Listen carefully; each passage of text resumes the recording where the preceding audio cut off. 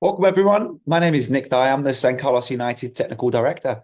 And today I really just wanted to send out a video to everyone. And it's the midpoint in our season where we're coming up to the start of the spring season. There's already been some games. And I want to take a moment just to look back on everything that we've been doing since the start of the season, or really since the end of last season. Just the growth and the efforts and everything that's gone into the season so far. And actually, I'm going to be telling the story um, using our social media posts from Facebook. So I'm going to go a little bit deeper into some of the meaning behind some of the posts, um, and ensure that I find ways to connect it back to the club. Um, so here we go.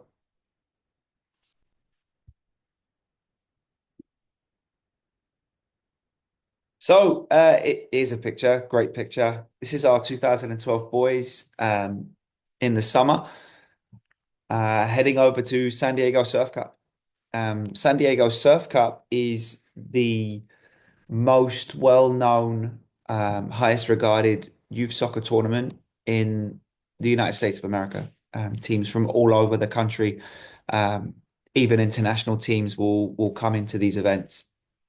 Uh, for that reason alone, it became a target of mine to be able to be in a position where we could start sending teams there. And this is now the third team that we've been able to send down to San Diego to compete at Surf Cup against some of the best teams across our country. This is a great post.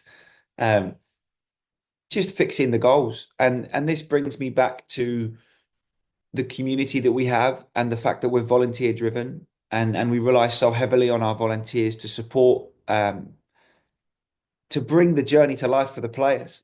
Because without the volunteers to fix the goals, without the volunteers to run the club, the board members to make decisions upon the club, it's imperative that we look after that structure and keep lending our time towards making us better.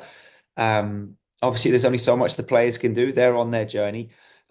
Coaches, we know, have real commitment to making players better and making our environment safe and fun. But what really brings us together, what really binds us and makes us whole is the volunteers and the work that you all put into to making us so special. So this is the next post. This is one that I really encourage all of you to go and watch. That's on our Facebook page. This is Emma. Emma was part of our 2006 girls team that's just graduated. Emma was with us from the very beginning to the very end. She's not alone in that. There's a lot of players in our club that have come through at 7 years old and played all the way through in our club and exited at under 19. But I'm sure as you're starting to become familiar with youth soccer and the journey, some of the club hopping, some of um, a lot of the players coming out of the game for whatever reason as they age. One of our core strengths in San Carlos is keeping teams alive and ensuring a really healthy place for them to play as they continue to age. And Emma just has a great story, and she tells it so well of what it meant to her, what it's meant to her childhood, and how she's reflected on some of the moments and some of the times, all of the things that your kids are now going through, whether that's practices, whether that's games, whether that's tournaments, whether that's um, talks or discussions or social events or um, everything that brought the journey to life for her. But just a great example within our club of players starting at 7 and playing all the way through, and what a really healthy soccer journey that is. So this is the reason I've put this up there. Over the summer, NorCal Premier Soccer this called me and asked if they could do a documentary piece, community piece um, about our 2006 girls. And again, you'll see Emma in the picture. Um, some of those players, 10 of those players, in fact, started with us when they were 7, went all the way through to under 19s, but along the journey became the number one team in Northern California. So for a club, San Carlos United, I actually researched it, the 200th largest city in California, a community-based club, and we all know what that means in terms of um, having a residency rule, trying to encourage players in our community to come play, allowing them to play other sports. Really, just that journey of taking a club and a team in that environment and progressing all the way to becoming the ECNLRL champions, the number one team in Northern California, was a fantastic journey, and it was just so great that NorCal were able to recognize that, number one, and reach out to us, and we became the third um, community documentary that they've produced. Um, so that was really neat, and I really encourage you all to go over to YouTube or go over to Facebook, find this video, and give it a watch. It's about 10 minutes long. It's fantastic just seeing the smiles on the face. So for me, growing up, um, if I got the opportunity, I grew up in the east of England, East Anglia. My closest football club was Norwich City, about lived about 30 minutes away from the centre of Norwich. Um, and but getting the opportunity to go to a game was just incredible. I just remember the noises and the smells and falling in love with players, and when the crowd got off their feet and just seeing grown-ups around me just so engaged and so passionate about the game, just something that's still lives within me, and a lot of my passion, I'm sure, arises from those moments and getting that opportunity to go watch football, and seeing our 2016 girls up there, just having the best time, getting to go out on the field and touch the grass, and um, yeah, just fantastic. And I'm so glad that we as a club encourage these events, put on these events, support these events, so that we can have some of these moments that will I'm sure last a lifetime. So this is a picture about um, Coach Wes and I are currently doing our A license, our USSF A license, and you may not be familiar with the structure of how coaching licenses work, but the A license is the highest license level you can go to in the youth game. So to have two coaches in our club working towards those levels, I think that speaks volumes about um, what type of staff, what type of people we have in our coaching staff. But it's not just about the A license; it's all of our coaches, wherever they are in their journey. We have a lot of younger coaches that just got their grassroots license and are starting that journey, getting on the D license. Um, and it's not just about it's there to inspire. It's there to inspire the young coaches we have around us, but also for me as technical director, I feel it's our due diligence to keep up with trends in the game, learn new things, and then share that across our network. We've had over the winter months, we had weekly coach education meetings where coaches were able to share some of the things that they were doing, and we would bring topics to life. Um, and to me, it's just wonderful. We've got Ricky up there as well, where Norcal posted that he was part of the C license. And for a young coach, it's just fantastic to know we've got coaches in our club who are really pushing the boundaries of learning and development.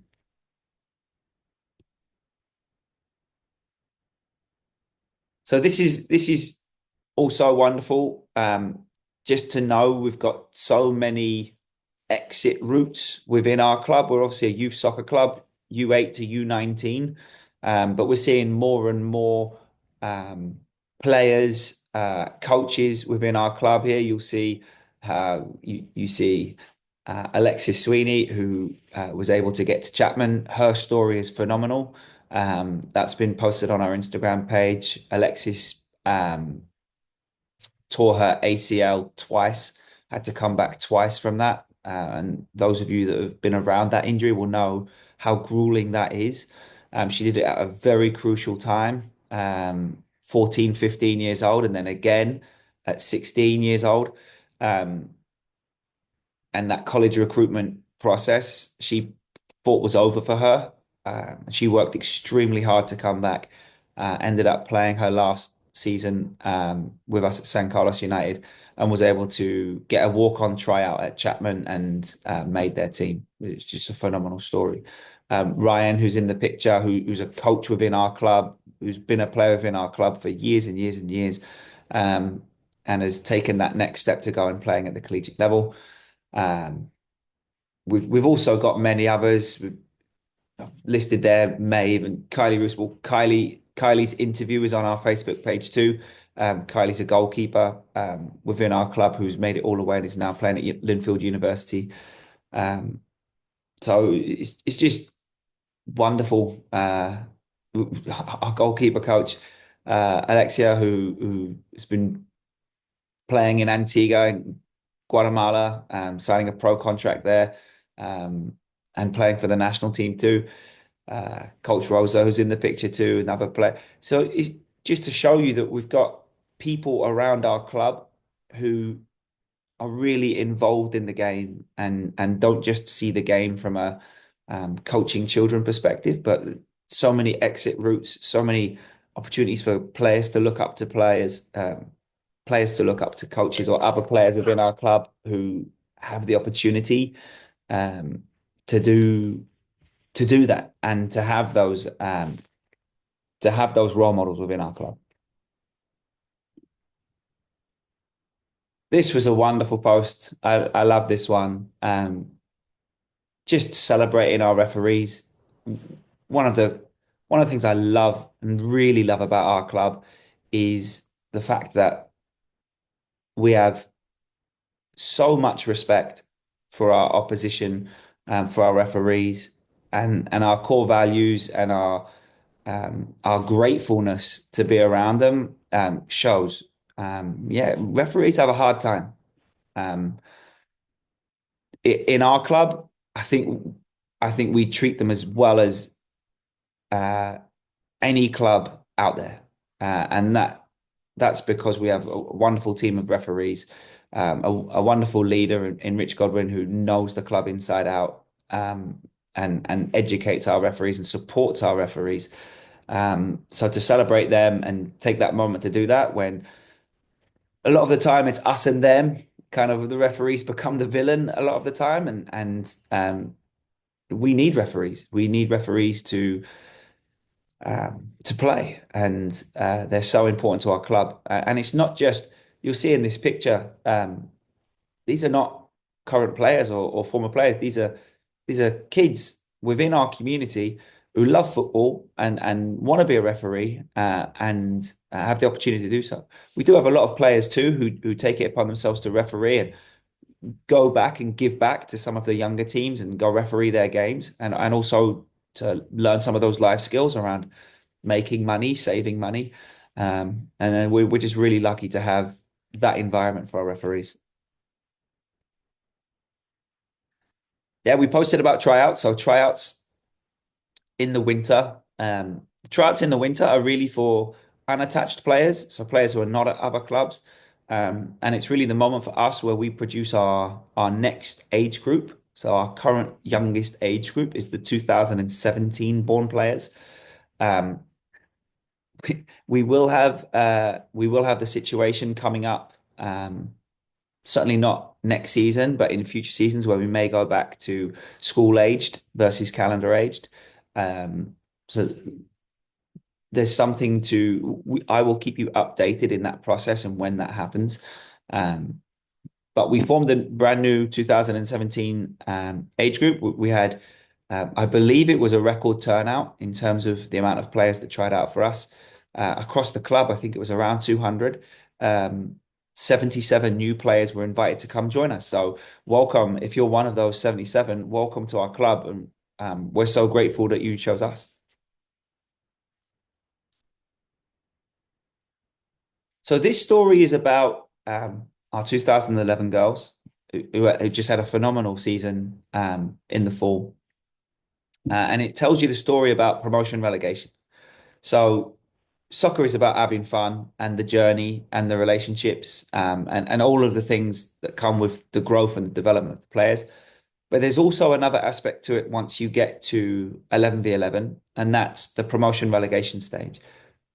I think we're extremely fortunate to be in a division or in a league that allows for promotion relegation and doesn't just say, well, this is your standard and that's where you have to play. And our 2011 girls are on that journey right now, working towards getting promoted from um, the State Premier West Group to the State Premier Championship, which they're playing right now. And then the winners of that division will then get into the NPL, which is another league that provides more opportunity around showcasing players for college and better, stronger opposition. You, so they're on that journey, and that should be celebrated. And it's not every team that's able to produce that level of performance. And as coaches and parents and as a club, we need to be patient and allow teams to get there at the right moment. But when we do get teams there, we want to celebrate that. We want to support them and we want to take them on that journey.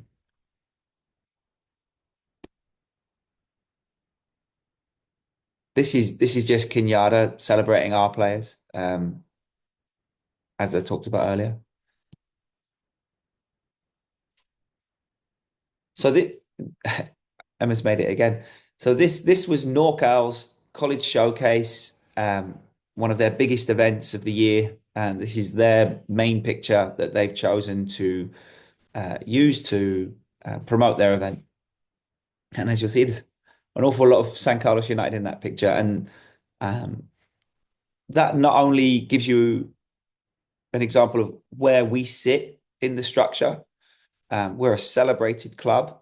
We're a club that scouts and league directors at NorCal want to come watch, and they'll reach out to me. They'll speak to me. They'll come and watch us.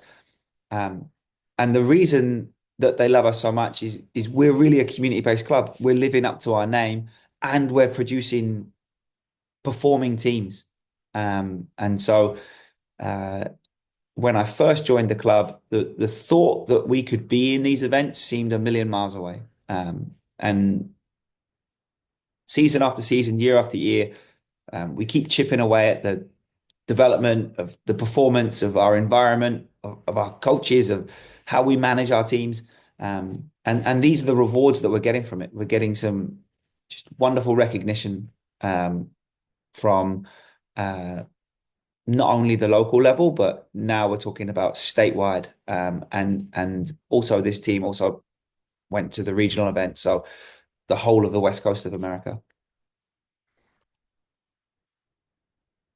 And that's not to forget because every player is on their journey. And like I said, Emma, who we talked about earlier, she was on our 2006 girls white team for the first, I think, 3 seasons, three, maybe four. Um, and so her journey was that. Her journey was working her way through the team to get to a higher level and then take that team. She became the captain of that upper level team and took them where they wanted to go. But every player is on their journey and every player is getting their reward out of the game by playing it. So this is just, to me, this is just awesome to see teams going out there competing, winning at their level, and just enjoying that experience, and getting the motivation to keep developing, keep growing, keep wanting to be in this game. That to me gives me the biggest pride that our retention rates are so high in San Carlos United compared to our neighboring clubs. And just wanting to be in our club and wanting to play this game just fills me with joy. So it's just awesome to see kids out there eating their donuts, so proud of their medals. And you can see how proud the coaches are who have been on that journey with those players, supported them, and then they get their moment of winning. And it doesn't happen every season, not for every team. There's no participation trophies. You have to earn them. So just really proud of seeing a picture like that. And it's more examples of that. again, Coach Ricky working with these players, players that he's now coached for a number of seasons, and there's Coach Dom's group there too. Um, just having a wonderful time at tournaments, and um, tournaments to me is like it's just a special experience that enables us to have a journey, a mini journey within our development and kind of forget a little bit and just have some fun and see where it goes. And it doesn't always end up successful. Trust me, there's been many tournaments we've gone to where it's been really difficult. Sometimes we go to tournaments we don't even score a goal. Um, and it's really, really tough. But then that makes this picture even more special. Because then when you do get your moment and you do have your journey and you do kind of say, you know what, that's what I do it for, that's what we're working towards, or can we now take this to another level? Look how well we've done. Is there another level we can get to? Motivating players to keep coming back, keep playing this game, and really testing themselves and see how far they can go. So again, another post by NorCal. We had two players. We had two players in November who were selected to play for the All-Star game across Northern California. So across all of Northern California, and as you can see, the girl in the Santa Clara top there is a D1 commit, and to see Tally there, Tally has been with our club since she was 7. She might have been 6. She might have been snuck in at 6 actually, 6 or 7 years old, and now she's a senior in high school and being selected to play for that all-star team was just what a moment. What a moment for her, first of all, to kind of reflect on her journey and how she's got there. But what a moment for us as a club to be able to say we took a player in, and I promise you, at 6, 7 years old, um, there wasn't a lot of knowledge of the game. It was just having fun and running around, and then seeing how much effort and work Tally put into developing and getting this opportunity. Just another fantastic story within our club. More about our referees and becoming a referee.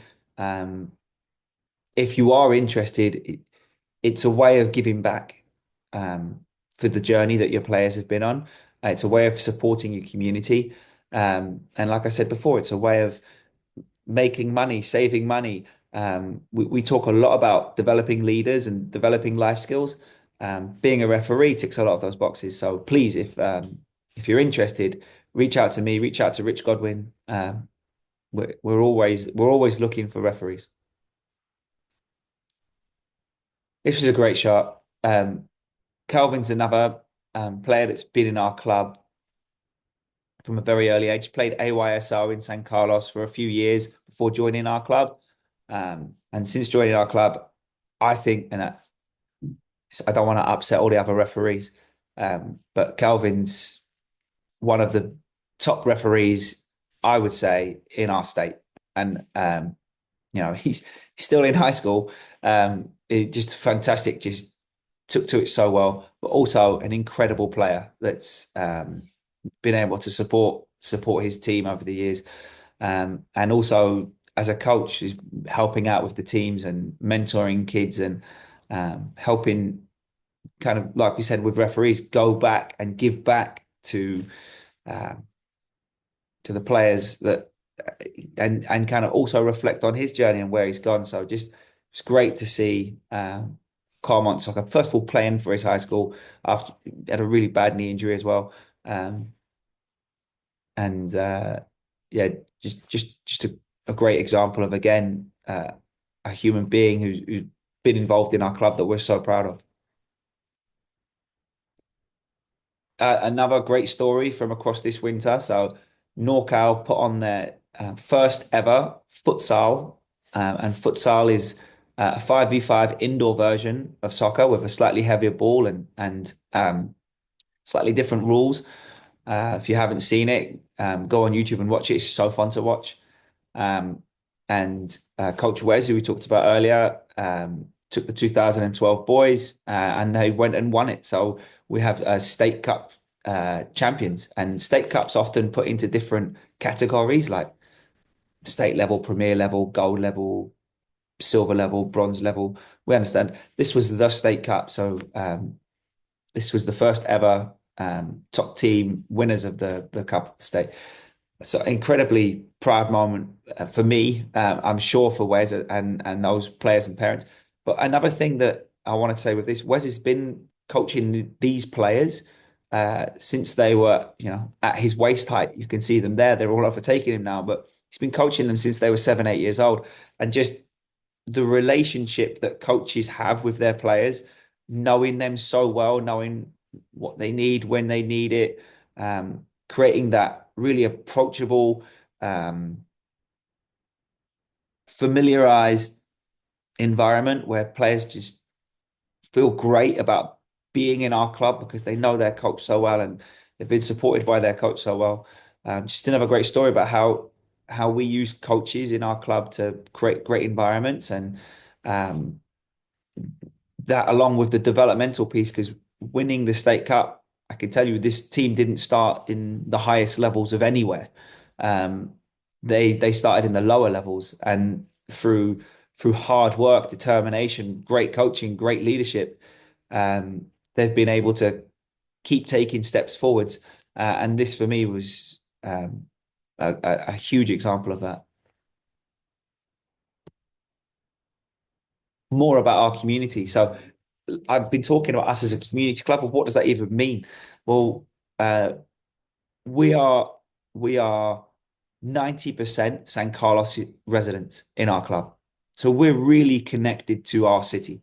Many of our players play multiple sports within San Carlos. Um, Many of them go to school in San Carlos. They're just connected. When I go to the market on Sundays in San Carlos, I'll see kids wearing San Carlos United jerseys everywhere. That makes me so proud that they're representing their city. They're part of the community, um, and in a really strong way, they're giving to their community by being a part of something that's connected. And so this is just about that. Again, a restaurant offering an opportunity for us to raise money to support scholarship funds or new goals or everything that we need to make our club run.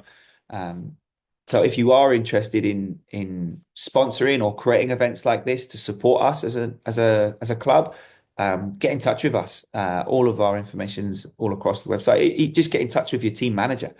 They'll be able to guide you towards how you can support us. Another fantastic story. This is our 2007 girls who had just come out of their high school season and just come back together. We had 1 week training with each other. And then our pre-season, which was booked months in advance, was to go to San Diego to play in um, so we play in NorCal. This was SoCal's college showcase. Um, we took, we ended up, you can see there, a player not in uniform who just had appendix surgery. We had injured players. We had players visiting colleges. We had players who were booked to do SATs. And we ended up with 10 players who could play. So it was okay. Well, so we're going to go there with 10 players. And it's going to be really, really tough. And we're not going to complain and we're not going to talk about the fact that the other team has 5 subs or we're going to play 3 games. We ended up having to play them across 2 days because on Friday the fields were closed due to rain. So we've now got 2 games on a Saturday, 1 game on a Sunday. Very, very tough, grueling schedule for these players. And not only did they go there and compete against teams from Utah and San Diego, other Southern California team, um, they went and won the showcase. So they actually needed to win their final game, either 4-0 or 4-1, um, to be able to get into first place. And with 10 players playing against obviously teams with 11 plus, plus, plus, plus, plus, um, they set themselves up. They had to play in a different style than they were used to. They had to play different formations than they were used to. Um, and ended up winning that final game 4-1 and winning the SoCal Showcase. So that to me is again our club. Who are we? We've only got 10 players. Doesn't matter. Let's take on the opportunity. It's a great opportunity for our players to go out there and bond and learn and grow.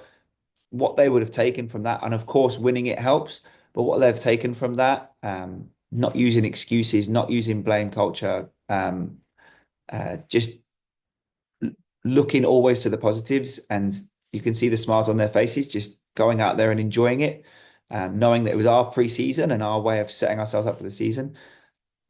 Just a phenomenal experience and a phenomenal effort by this group of players to be able to do that. And the last thing I want to leave you with, this was a post um, that was this month, and I'm going to read it out. And I know you could probably read it yourselves, but I'm going to read it out because I think it's so important to our culture and our environment and what we believe um, promotes the best possible club that we can be is the way that you are with your children and as parents and how you interact with them and how you allow them the autonomy to for this to be theirs and for them to have that youth soccer journey and explore it and uh, it's just so important about how we're treating these players, not just the coaches, not just um, the club, and we want to make sure they feel welcomed when they come to the club, and we want to make them feel happy when they step on the field. But also, we want the journey with their parents to be just as special as that. So, um, you want your child to love the game and play their best, but some everyday sideline habits can crush their confidence without you even realizing it. Coaching from the sidelines, yelling directions confuses kids. Ask them, I promise you they'll tell you. Very confusing.